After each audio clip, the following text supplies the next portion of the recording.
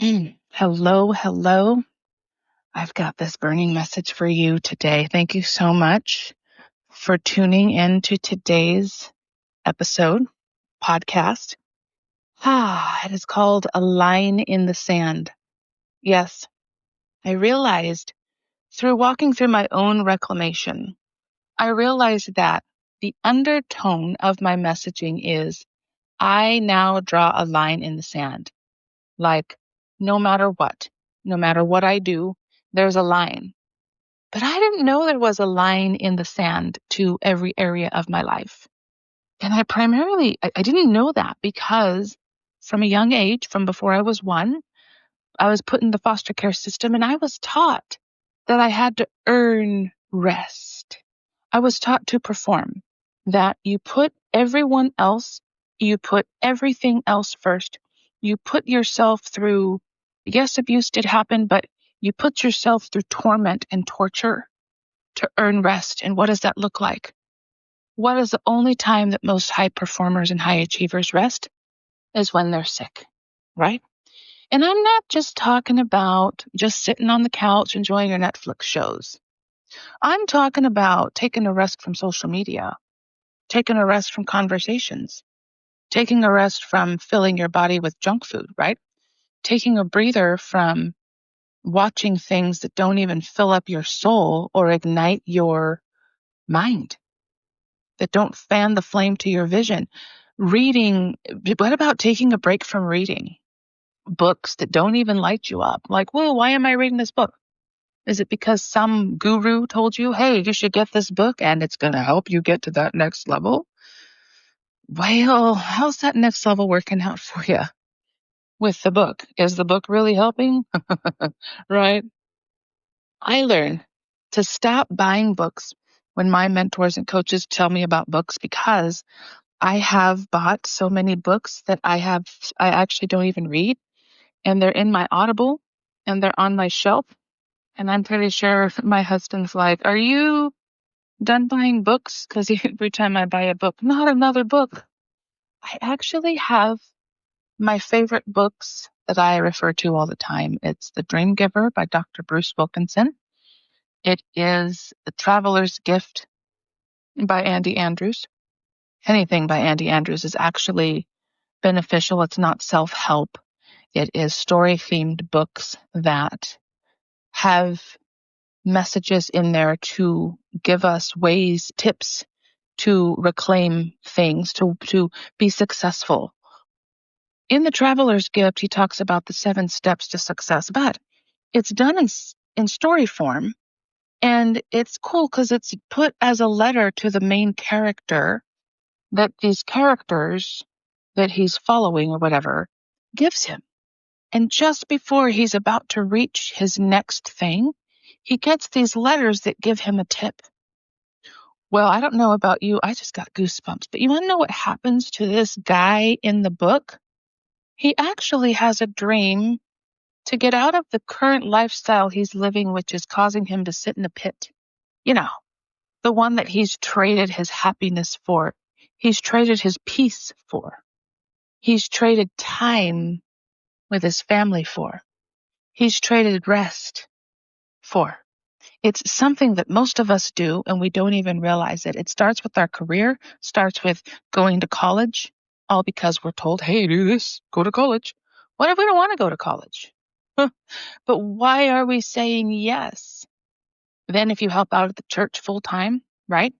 While you're working a full-time job, giving all of your energy away, where is the day off that your body is craving so desperately? That when are you giving yourself a day, literally, to just break off, to break away?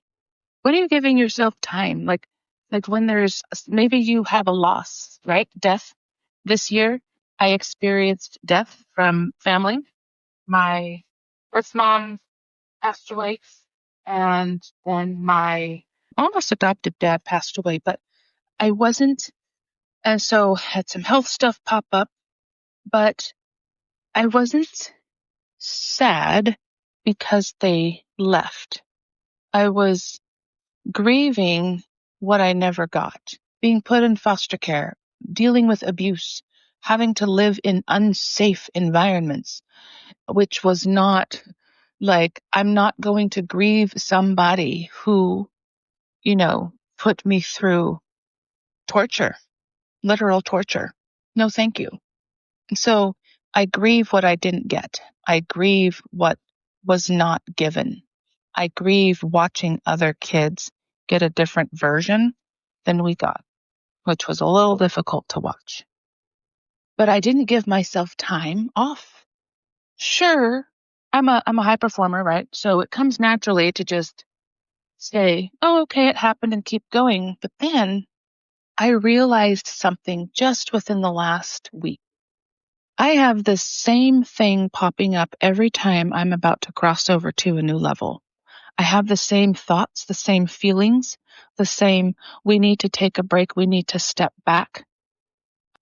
And then feeling unsafe to be seen, right? Online, feeling unsafe to speak my truth. It's like this thing pops up and it seems like a pattern, but it's a thing. It's not trying to stop me. It's just trying to keep me safe because it's remembering things, situations, circumstances that I've been through that caused me harm. And most of it dealt with when I was in, foster care growing up. I was never allowed to safely speak my truth. I was never allowed to share things without getting ostracized, criticized, condemned, labeled as troubled, labeled as rebellious and stubborn, which are actually a gift. The way that it was taught to me is that it was a curse and that now I must conform to religious rules and mindsets or face the consequences of getting harmed. And there was a lot of harm that happened, and it was not my doing, not my fault. In fact, I didn't ask to be put in that home. I don't even know why we were put in homes. I don't even know why our birth parents chose what they did to be incapable of parenting us, right? So whenever I would go to speak up and say something, it was met with, I was in trouble. And it was the most thing I was in trouble for, speaking up and speaking my truth. And to this day, sometimes it rears its ugly head. But I also realized that lately there has been this thing that has been popping up, and I'm like, where is this coming from? I'm like, what is this? It's the same thing. It's been popping up for the last few years, and I never understood what it was until recently. It is because my line in the sand wasn't fully noticed that I have stopped operating in lowering my bar or abandoning myself. I have spent so many times of my life, so many years of my life, abandoning myself because I was not ever allowed permission to rest unless I was sick. Oh, you want to rest? Okay. Nope, sorry, can't rest. It's not allowed. Foster kids aren't allowed. Plus, I couldn't rest because I was in unsafe places, unsafe, other kids that were unsafe. It was just not a pleasant time, but I learned to abandon myself to keep the peace. I learned to say yes to things that my body and mind were saying hell no to. I was also taught that my boundaries didn't matter. So of course I brought it into my adulthood. Of course I have been fearful to speak up and speak my truth. Of course, at certain times. Of course I'm going to think I'm going to get in trouble. Of course, right? Of course. I am making some breakfast as I'm talking to you, making a small meal, high protein, so I can go to the gym, do a workout. So that's the noise you might hear. So I was taught to abandon myself in order to keep going. So I performed. I got caught in burnout. And I didn't realize that the very thing that has been stopping me It's a subconscious thing that's been leading the way, which I didn't realize until very recently. I also realized that I absolutely actually have a line in the sand. This is actually what clients come to me for, and this is why people join my spaces. And I believe this is why amazing people keep downloading my podcasts, my episodes on my platform, because I'm not talking the same way everyone else does. I'm not I'm not speaking to burnout. There's things that cause us to stay in burnout, and it's not burnout itself. It's doing the same things that cause us to forget that our line is there, which causes us to abandon ourselves so that we show up even when we don't want to. We lessen our values, we lessen our boundaries. Maybe we don't even have a boundary line. Do you know what that line in the sand is so that you can cross over into a reclamation? So that you can say yes to yourself, yes to the things you desire, yes to your energy, yes to your confidence, no to the status quo, no to overtime if you don't want to, no to more hours at work, no to hanging out with people that suck the life out of your soul, no to your circle, yes to people that fill you up, yes to people that light you up. Yes to the people that respect your boundaries. No to the people who have no respect for you or your boundaries. No to the one-sided relationships that literally burn you out and drain you because you're stuck in performance, abandoning yourself, knowing that you shouldn't even be around those people. The line in the sand starts today. And today I am showing you that line.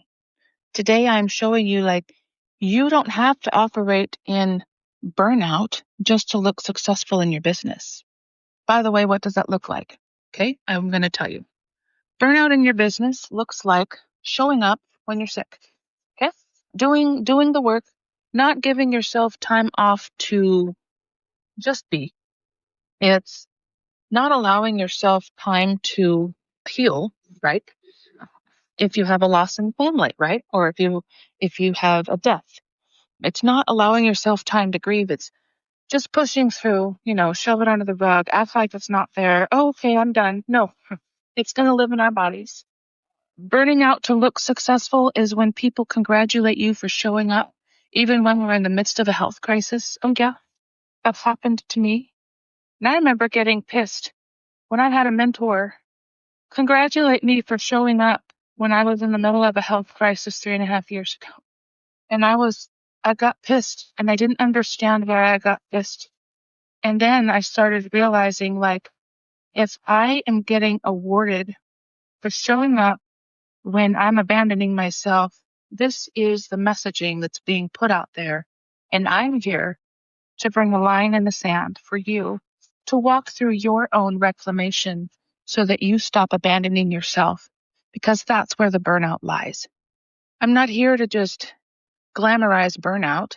I'm not here to glamorize abandoning yourself. I'm not here to glamorize exhaustion. That's the price we pay for not having our own line in the sand. And guess what happens when you have a line, when you draw a line? You reclaim parts of yourself again that you lost. Your energy comes back. You feel badass, like I'm confident. Your confidence comes back. You have confidence to set boundaries with people that you never set boundaries for. You realize that, wait a second, what am I doing with my life? For example, have you noticed that if you work in a career, most people don't know what their line in the sand is? And yes, I have over 3 decades of experience in the career world, which is why I have experience and qualifications to lead on this, to talk about this, and to address where people abandon themselves the most. And it is for a career. Why is that? You want to know where else most of this stuff that I'm talking to you pops up in? But it's something that we have to literally work on because we are forced to then look at it and create the line and not move it. Business. When you start a business, oh yes, this is actually the most I've ever talked about this, which is in a business, because it's the most, it is where most everything has come up for me in business, not in my career. Some of the top things that I hear, I'm going to grab some ice, and that's why, as a disclaimer, because it's going to be a little bit noisy. Things I hear from people in career, true statements. I'm going to quit. I'm done. And they jokingly say that they're going to quit. I don't think it's funny because all they do is complain. I quit. I quit. I quit. Okay. And I tell them, you're going to complain your way out of a job. Why? Because management can hear you. Why? Because if you really don't want to be here, why do you show up every single day? What's the purpose? Top things people say on why they show up to places that drain them, that burn them out, that cause them to go back on their boundaries and not address the burnout that they're operating in, that causes them to not pay attention to the line in the sand. They show up because of the benefits of a job outweigh their desires. The benefits of pay, of the 401k, of bonuses, of raises, of whatever. It's the perks that keep people, but that keeps people stuck. And it's like, and then people complain. But the reason they're complaining is because their line in the sand has been crossed and they just need somebody to show them where it's at. I'm here to show you today. I want you to look at the ground. Okay, if you're driving, just pay attention to the road. Just picture this in your head, okay? If you're cutting vegetables, chopping, if you're cooking, whatever the case may be, please do this safely. I want you to picture yourself at a beach. And if you're standing in a kitchen or on a floor like I am, just stop for a second and do this exercise. I want you to picture that you are on sand. And I want you to picture that your line is in the sand or you have a stick. I want you to envision yourself drawing the line. Now, I once heard a mentor say to me multiple times, and she says this to clients, is that she doesn't move her line. Her line doesn't move. And I didn't quite catch that until I started setting boundaries of what moving a line meant. I also understand now that my line doesn't move for people. It stays where it's at, meaning I have boundaries. I have convictions, strong convictions. I have strong beliefs, and I have strong values. And and I don't move my line. When I get disrespected, my line doesn't move. The people have to decide whether or not they're going to adhere to my line. This is just what happens when you start reclaiming you again and you stop abandoning yourself. Okay, so back to the beach in the sand. Picture yourself with a stick you found, right? And you are looking down at the beach. It's a beautiful sunny day and you're dressed in whatever clothes that you want to be dressed in. And you look down and you realize that you have this stick in your hand and you want to draw this line, but you're not sure how close or how far away it should be, if it should be straight, if it should be curvy. If you're a creative artist, maybe you're like, well, what if I want to draw five lines? Right now we're focusing on one. Okay. Next, I want you to envision yourself picking up your stick. And I want you to envision yourself bending down. And I want you to envision yourself drawing a line in the sand. There's your line. Or your line could have been there this whole time, but you missed it because you just didn't know it was there. But now you know that it's there. What does your line stand for? The line is drawn, period. That doesn't mean that there's a comma, doesn't mean there's a colon. It means the line is drawn, exclamation point, meaning it is done, it is sealed. Here's my line. Here's what I am no longer abandoning myself for. And anyone or anything that causes me to stay on the self-abandonment side of this line, I refuse what they stand for, right? And then, so you are behind the line. So your side of the line that you're on right now, we're still at the beach, okay? Your line represents the side that you're on, self-abandonment, exhaustion, burnout, trading yourself for your values, your boundaries. Not in the reclamation yet. Now, still holding your stick that you found, I want you to step over, envision yourself crossing over the line. Over the line is your reclamation. Over the line is where you stand, what you stand for. It's your boundaries. It's your convictions. It's the fire within you. It's the, I don't tolerate this. It's the reclamation. It's the, it's the energy you've been looking for. It's the confidence. It's the finding yourself again. It's the joy you feel. Now take a deep breath in, release, breathe in that fresh salty air, breathe in that fresh beach air. You have just created your own line in the sand, and you have walked through a reclamation to your reclamation. And guess what? This is where you get to stay now. Because when you look back, you're going to see that before you took the step over your line to reclamation, right? You're going to see the before version. And it's not going to be something you desire to go back to. Because once you are aware of this, and now you know that you have your line, guess what? If you were to go backwards, you're going to remember how it felt. You're going to remember the feeling of not knowing yourself, of not knowing what you love, of not spending time of not saying yes to your desires, saying yes just to please people and perform, and which kept you in burnout. Burnout causes people's faces to be dull, gray, puffy eyes, not happy. You can see that they're forcing themselves to just look the part. It's like, oh no, I see it. And this is what my clients come to me for, because they're the before the line is the one who's buried in their to-do list. And a lot of the people that come to me do operate in a ministry. Some people that come to me operate in some form of ministry, or they're really involved with the church, which isn't a bad thing. It's just they've traded themselves. They've put everyone else first, and they haven't put themselves first. They put themselves last. They're exhausted. They're around people that exhaust them, that drain them, that they don't have boundaries. They don't even know that boundaries are so beneficial to help them. And it's okay that they don't know, but when they come in my world, they learn it and they run with it. And then their vision, which is the reclamation, is brought back in front of them over and over and over again. Like, hey, you are one step closer to your vision. And I remind them what it is, because they share it with me and I write it down, because I'm the professional hype girl. I'm their cheerleader.